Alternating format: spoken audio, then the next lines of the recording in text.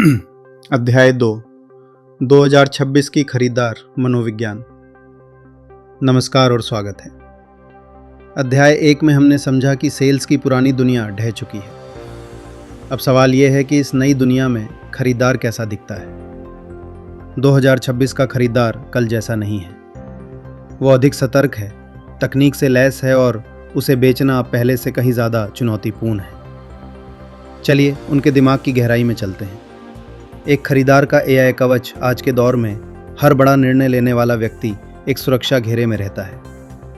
इसे मैं एआई कवच कहता हूँ। ये कवच उनके इनबॉक्स, उनके लिंक्डइन और उनके फ़ोन को घेरे रहता है।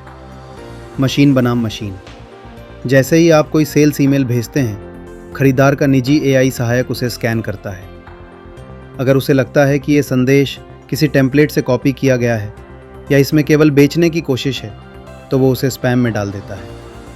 वो ईमेल कभी इंसान की आंखों तक पहुंच ही नहीं पाती। बचने का रास्ता। इस कवच को केवल एक ही चीज़ भेज सकती है, हाइपर रेलेवेंस। यानी आपकी बात इतनी सटीक होनी चाहिए कि एआई को लगे कि ये कोई विज्ञापन नहीं, बल्कि एक महत्वपूर्ण बिजनेस सलाह है। 2. Trust premium. मानवीय संबंधों की नई कीमत। जैसे जैसे दुनिया में एआई द्वारा लिखी गई चीज़ों की बाढ़ आ रही है, वैसे वैसे लोगों का भरोसा कम होता जा रहा है। आज हर कोई शक की निगाह से देखता है। यहीं जन्म होता है ट्रस्ट प्रीमियम का। भरोसे की कमी। जब सब कुछ नकली और डिजिटल लगने लगता है, तब एक सच्चा मानवीय संबंध सबसे कीमती वस्तु बन जाता है। इंसानी स्पर्श। मशीनें डेटा दे सकती हैं, लेकिन वे सहानुभूति नहीं दिखा सकती। खरीदार आज उस व्यक्ति से नहीं खरीदता जिसके पास सबसे अच्छा एआई है, बल्कि उससे खरीदता है जिसके साथ वो सुरक्षित महसूस करता है। 3 मनोवैज्ञानिक बदलाव। सेल्समैन नहीं, सलाहकार। 2026 का खरीदार अब पिच नहीं सुनना चाहता, वो समाधान चाहता है। एक अधिकार।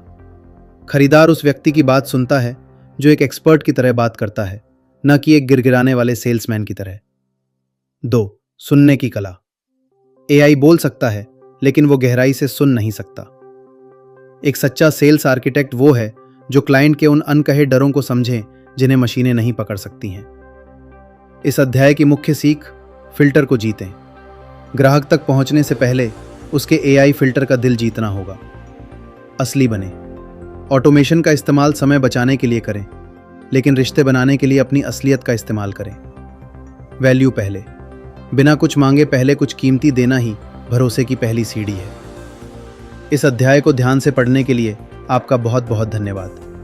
मुझे उम्मीद है कि अब आप समझ गए होंगे कि ग्राहक आपसे दूर नहीं है, वो बस आपसे एक अलग स्तर के भरोसे की उम्मीद कर रहा है। अगले अध्याय में हम सीखेंगे कि कैसे आप अपना खुद का डिजिटल एसडीआर तैयार कर सकते हैं, जो आपकी गैर मौजूदगी में भी सही दरवाजे खटखटाएगा। आपका साथी, अल्लाह रखा सिद्दीकी।